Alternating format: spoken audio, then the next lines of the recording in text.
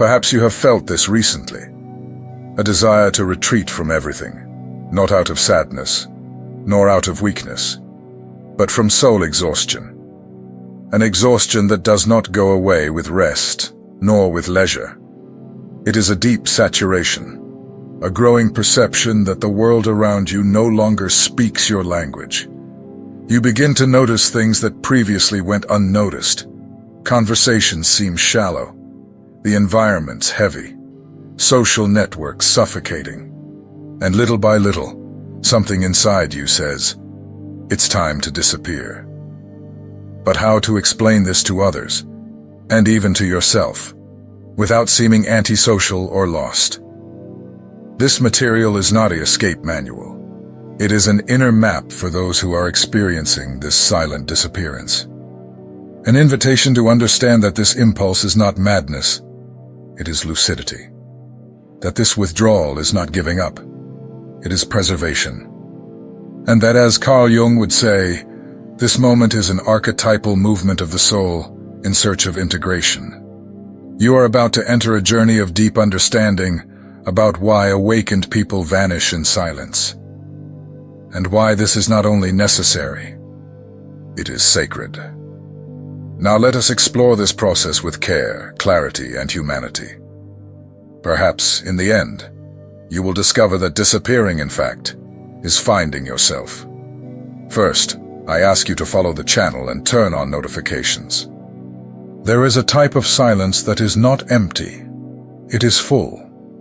Full of unspoken truths, of accumulated perceptions, of a lucidity that no longer finds space to express itself in the ordinary world. This silence is growing. It is not the uncomfortable silence of a room where no one knows what to say. It is a silence that echoed first inside the soul and now manifests on the outside, as a call to simply disappear. Perhaps you have noticed, people who were once active, present, full of life, on social media, in spiritual circles, in professional settings, are disappearing. They don't make a fuss. They don't leave farewell posts. They do not justify their absence. They simply vanish. And it's not due to lack of interest or weakness.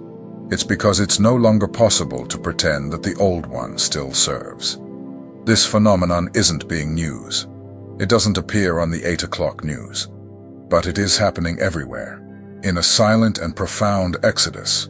They are therapists, artists, seekers, spiritual leaders, conscientious professionals, sensitive people, who now choose anonymity, contemplation, simple living. They prefer the sound of the wind to the noise of notifications. They prefer a bonfire to the cold light of the screen. They prefer the invisible, because they have seen enough of the visible to know something is very wrong with what we call normal life. Carl Jung already foresaw this movement. He called it the necessary withdrawal. According to him, when an individual's consciousness expands beyond what the collective can bear, coexistence becomes painful. Not only emotionally, physically, energetically, spiritually. The body begins to react as if rejecting a toxic food. And that is what superficial life begins to be.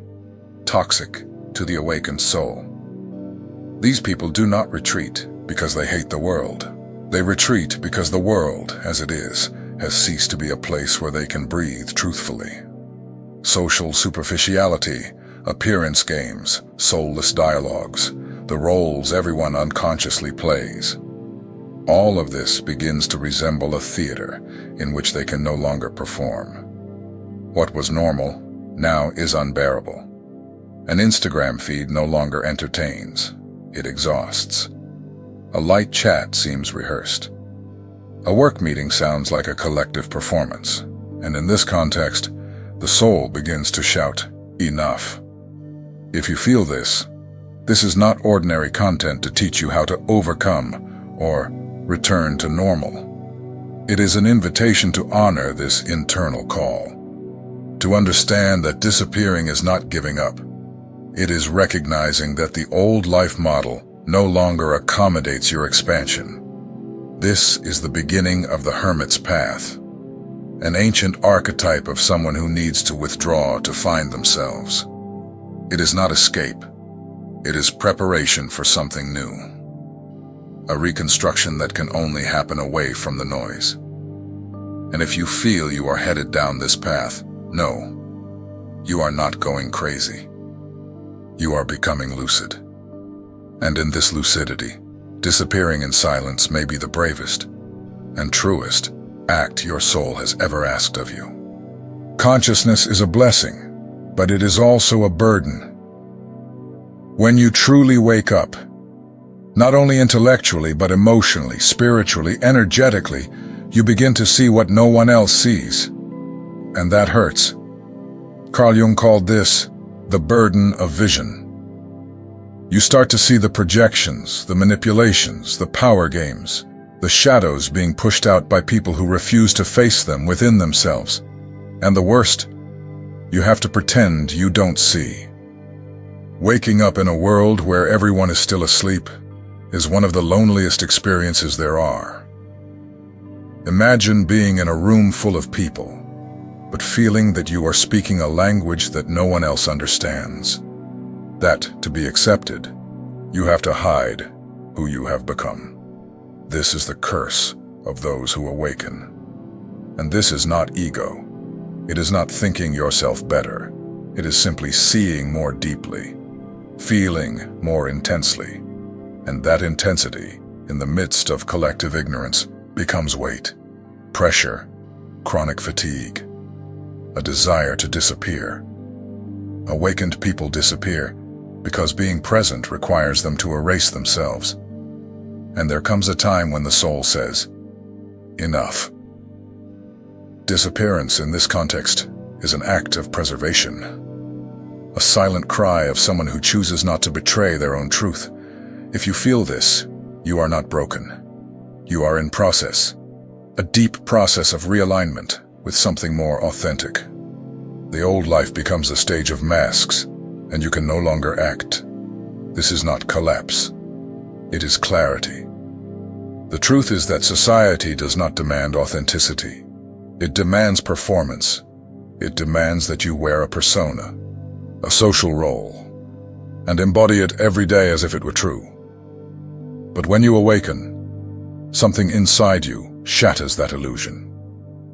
The mask begins to weigh heavy, and you start to ask, how long will I pretend? Before awakening, it is possible to play the game. You smile at work, swallow comments at home, pretend that everything is fine on social media. But afterwards, that becomes impossible. It's not drama. It's the body and the soul saying, I can't anymore. The persona is a tool of social survival. Jung spoke about it. We need it to live in society, but it cannot be the only voice. The problem is that most people live only as a persona. When the true self begins to emerge, this conflict becomes unbearable. Imagine being in a meeting, everyone talking like good professionals. But inside you, what presents itself is a voice that says, none of this is real.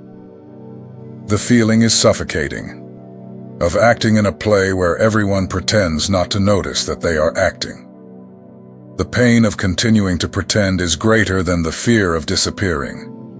That is why so many awakens leave jobs, end relationships, vanish from social networks. Not for being antisocial, but because they can no longer pretend. The authentic self is simple, deep, silent. But society rewards superficiality, performance, repetition. The more you become yourself, the less space you find in traditional environments. And it isn't about turning into a hermit out of vanity. It is about not betraying yourself. Silence becomes a blessing. Solitude, a sacred womb where the soul can breathe. Leaving the stage is not giving up. It is reconnecting. So if you feel you can no longer live on the surface, it isn't madness. It is alignment. The clash between persona and authenticity is the beginning of a new life, and disappearing is the first step. A large part of people live on autopilot. They wake up, work, interact, sleep, all within a routine that seems to work but is rarely questioned. They are so accustomed to the density of the surrounding environment, to the superficiality of interactions, and to the silent pressure of belonging, that they don't even notice the subtle, yet constant weight they carry. But when someone awakens, everything changes. The sensitivity that activates after a process of spiritual or psychological awakening is not a detail. It becomes part of your existence. You start to feel what others do not feel, or what they avoid feeling.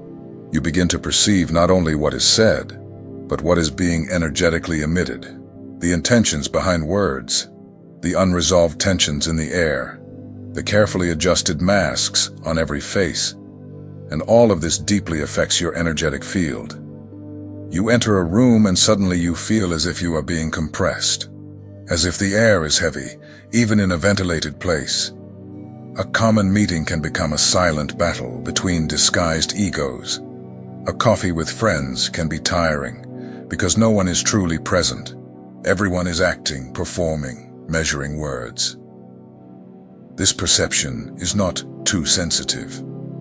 It is expanded perception. It is a new kind of listening with the soul.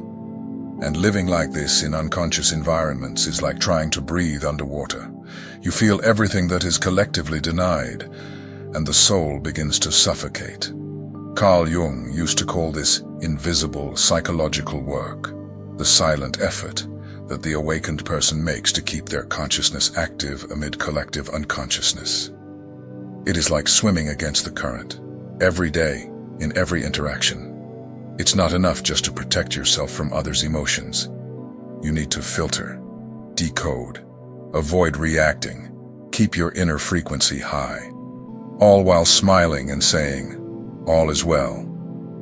This effort comes at a price, a high price, and that is why many awakened people fall ill, not because of a clinical or emotional illness, but due to energetic exhaustion. It's the body saying, "I can't maintain this level of consciousness here anymore." It's as if the soul is being squeezed, compressed, silenced by the demands of a world that moves too fast and too little deep. Have you felt this? Have you entered a place and immediately wanted to leave, with no logical explanation? Have you found yourself in a conversation and, at the end, felt exhausted, drained, as if you had worked all day? Have you been to a social event and returned with the sense that something in you fractured? This isn't exaggeration. This is your soul asking for fresh air. It's your subtle field trying to alert you.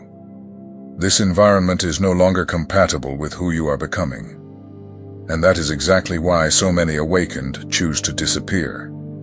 Or better said, reappear in places where they can be whole. Many swap the city for the countryside. They trade shopping malls for trails, parties for nights spent stargazing. Not because they are antisocial, but because they need environments that sustain their new vibration, not drain it. They are not fleeing from life. They are choosing a different kind of life. A life where silence heals more than 1,000 words, where presence is worth more than performance, where it is possible to be without needing to appear. This kind of disappearance is not an end. It is a more authentic new beginning. And for those on this path, it is the only possible path. The hermit phase is a natural and profound stage on the path of those who awaken. It is not a rational choice. It is an inner call. The soul simply whispers, "It is time to be alone." Carl Jung identified this as an archetypal process, something that happens to everyone who enters the journey of individuation. And he didn't romanticize this phase. He knew it could be painful, solitary, even misunderstood by those on the outside. But it is also in this phase that real healing occurs. The hermit is not someone antisocial. It is someone who is diving in, getting in touch with parts of oneself that one could not access amid the noise of the external world. It is in the silence that the soul whispers, It is in solitude that hidden wounds are revealed. It is away from social pressures that the true self emerges. Many confuse this phase with depression, but there is a difference. Depression paralyzes. Hermeticism transforms. Even in withdrawal, there is inner movement. Even in solitude, there is purpose. The soul is reorganizing its pieces, rebuilding its internal architecture. And here is a fundamental point. The hermit phase is not forever. It is temporary, but necessary. It is a cocoon, a psychic womb, a gestation period for a new version of oneself that still cannot exist in the previous world. During this period, many leave careers, move to a new city, end relationships, simplify life to the extreme. Not because they have failed, but because they are aligning with the essential. Peace becomes a priority. Presence becomes practice. Inner truth becomes a guide. If you are in this phase, know you are not alone. Thousands are withdrawing away from the noise, away from the spotlight. They are discovering that disappearance can be the first step to truly appearing to themselves. Do not fight against this call. Honor it. Use this time to listen to what only silence reveals. This pause is sacred, and when the right time comes, you will leave it not as someone who returns to the same point, but as someone who is reborn from a new place. One day the hermit feels it is time to return, but not to the same places, nor in the same form. The return is not a restart in the old world, but the creation of a new way of being in the world. Those who have gone through this deep process of individuation can no longer participate in certain environments, not out of arrogance, but out of integrity. Returning to reenact roles? Not possible. Maintaining relationships based on appearances no longer makes sense. Playing the social game of the persona? It is impossible. The return happens at the margins, on the edges, in small groups, in conscious spaces, in true encounters. Awake people do not return to crowds. They become guardians of new spaces, more intimate, more profound, more authentic. It is here that many become mentors, therapists, artists, soul teachers, not because they studied techniques, but because they have experienced the crossing. And now they have something truly to offer. They help not with formulas, but with presence. Not with advice, but with listening. Not with ready-made truths, but with internal maps.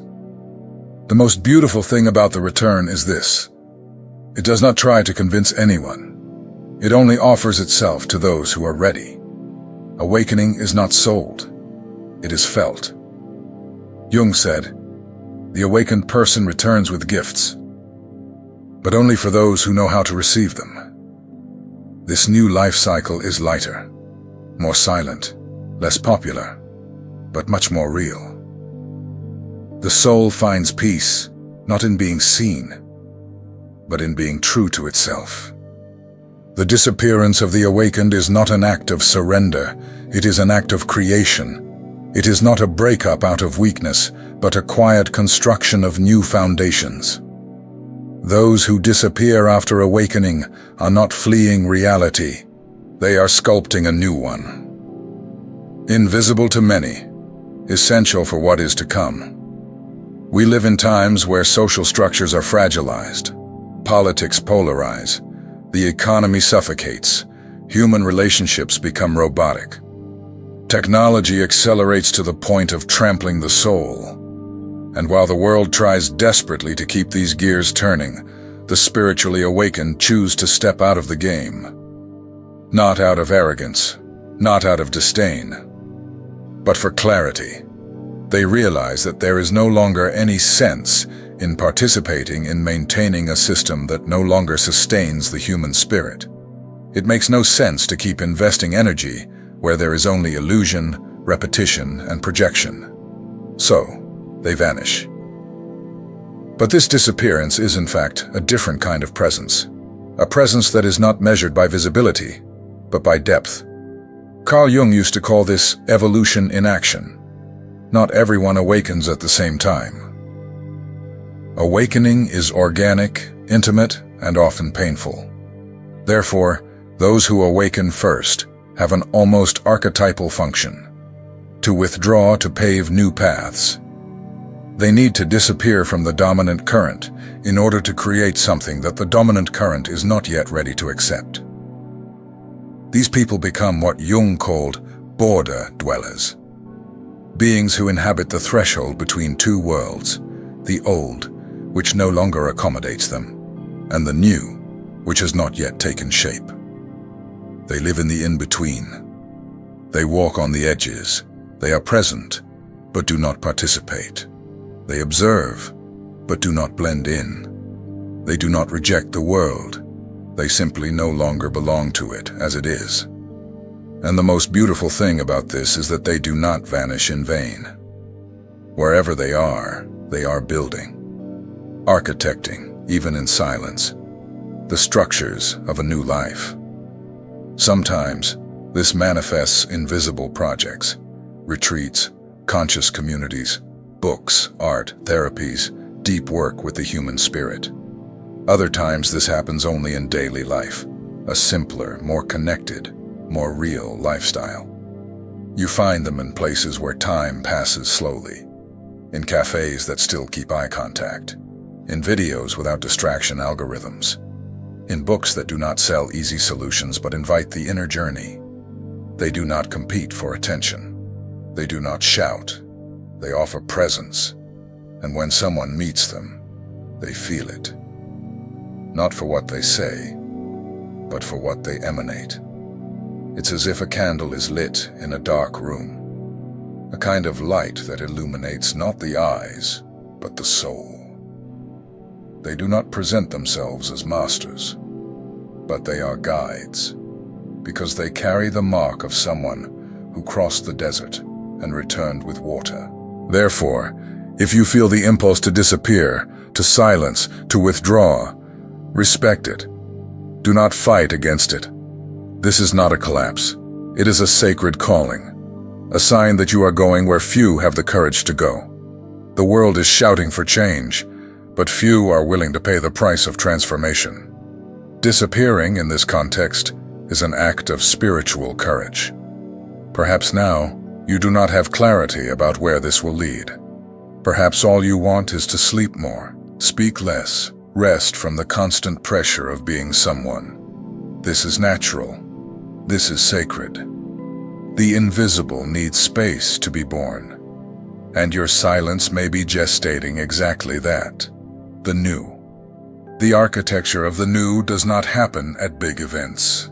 It happens in intimate retreats, in solitary insights, in spaces of solitude.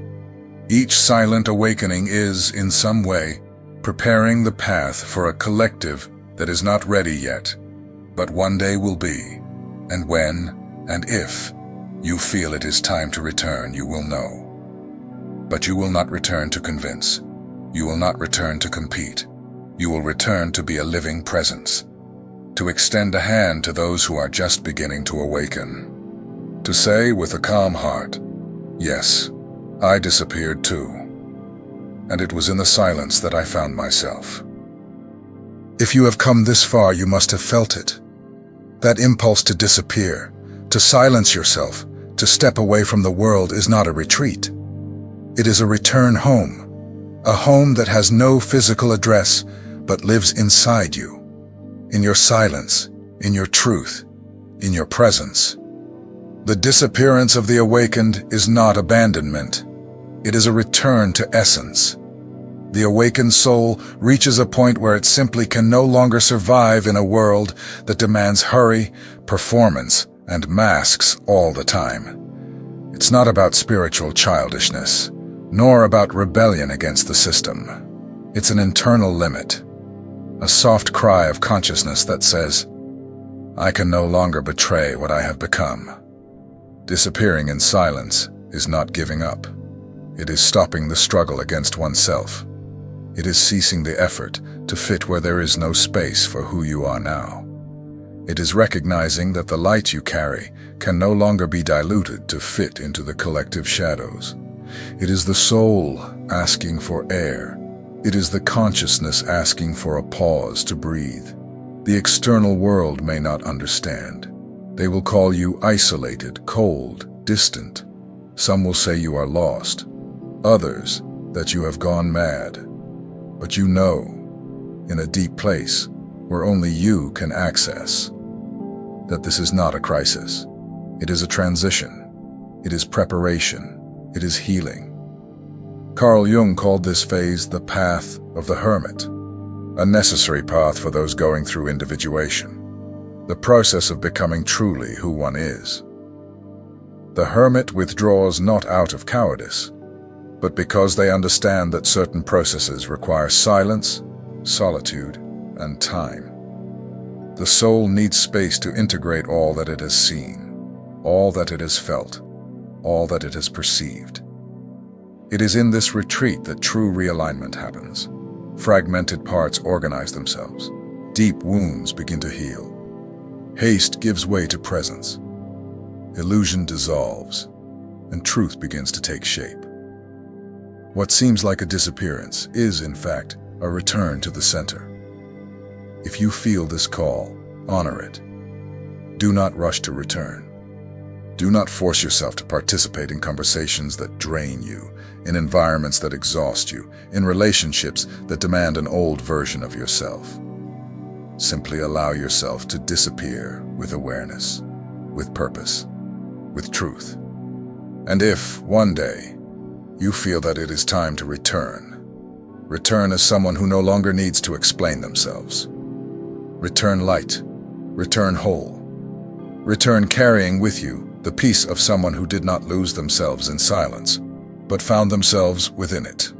Because sometimes, the greatest gift you can offer the world is your own wholeness. Remember, the world does not need more busy people. It needs awakened and whole souls, capable of sustaining new paths. Disappearing in silence is, at times, the bravest step toward your truth. And that in itself is already a light in the dark. Comment. Have you ever felt this need to disappear in silence?